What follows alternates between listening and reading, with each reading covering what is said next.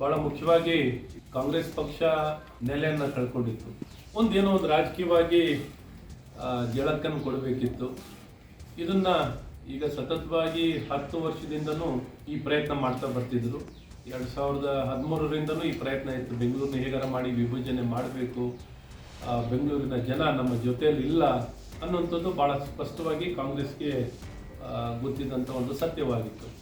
ಹಾಗಾಗಿ ಹಿನ್ನೆಲೆಯಲ್ಲಿ ರಿಸರ್ವೇಷನ್ ಮಾಡೋದಾಗಲಿ, ವಾರ್ಡ್ಗಳನ್ನ ನಿರ್ಮಾಣ ಮಾಡೋದಾಗಲಿ, ರಿಸರ್ವೇಷನ್ ಮಾಡ್ತಾ ನಿಮ್ಗೆ ಅದು ಕೊಡ್ತೀನಿ ಬಾ, ಇಲ್ಲಿ ಕೊಡ್ತೀನಿ, ಈ ಪಕ್ಷದವ್ರು ಬಾ, ಆ ಪಕ್ಷದವ್ರು ಬಾ, ರಿಸರ್ವೇಷನಲ್ಲಿ ಇಂಥ ರಾಜಕೀಯ ಹುನ್ನಾರ ಇಟ್ಕೊಂಡು ಒಂದು ಒಳ್ಳೆ ಉದ್ದೇಶದಲ್ಲಿ ನನಗನ್ಸೋದು ಈ GPA ಮಾಡಿರುವಂಥದ್ದು ಕಾಂಗ್ರೆಸ್ಸಿನ ದುರುದ್ದೇಶದಿಂದ, ಇದ್ಯಾವುದೂ ಸದುದ್ದೇಶದಿಂದ ಮಾಡಿಲ್ಲ. ಬೆಂಗಳೂರಿನ ಹಿತದಲ್ಲಿ ಮಾಡಿಲ್ಲ.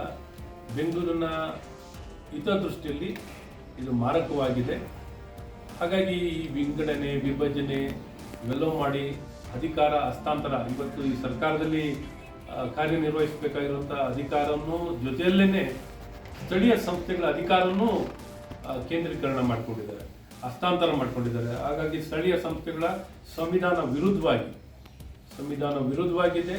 ರಾಜಕೀಯ ದುರುದ್ದೇಶ, ರಿಸರ್ವೇಷನ್ ಮೂಲಕ ಎಲ್ಲರನ್ನೂ ಕಿರುಕುಳ ಕೊಟ್ಟು ಪಕ್ಷಾಂತರ ಮಾಡಿಸೋಕ್ಕೆ ಮತ್ತು ಹೇಗಾರ ಮಾಡಿ ಅಧಿಕಾರವನ್ನು ಪಡಿಬೇಕು, ಬೆಂಗಳೂರಿನಲ್ಲಿ ವಿಭಜನೆಯನ್ನು ಮಾಡಿ ಅನ್ನುವಂಥ ಪ್ರಯತ್ನದಲ್ಲಿ ಮಾಡಿರುವಂಥ ದುರುದ್ದೇಶ ಅಂತ ಭಾಳ ಸ್ಪಷ್ಟವಾಗಿರೋಕ್ಕೆ ಇಷ್ಟಪಡ್ತೀವಿ. ಇವರಿಂದ ಏನೂ ಯಾವುದನ್ನು ಒಳ್ಳೆಯದನ್ನು ಬಯಸಲಿಕ್ಕಾಗಲ್ಲ. ಎಲ್ಲಿ ಅಂದರೆ ಅಲ್ಲಿ ಬೀದಿ ನಾಯಿಗಳು ಲಕ್ಷಾಂತರ ಜನಕ್ಕೆ ಕಚ್ಚೋದು, ಬೀದಿ ದೀಪಗಳು ಮುಖ್ಯ ರಸ್ತೆಗಳಲ್ಲಿ ಹೋಗಿ ಬೀದಿ ದೀಪ ಇರಲ್ಲ, ಆಟೋಗಳಿದ್ದಾವೆ, ಸ್ಯಾನಿಟರಿ, ಕುಡಿಯೋ ನೀರಿನ ಸಮಸ್ಯೆ, ಮನೆಗಳು ನಿರ್ಮಾಣ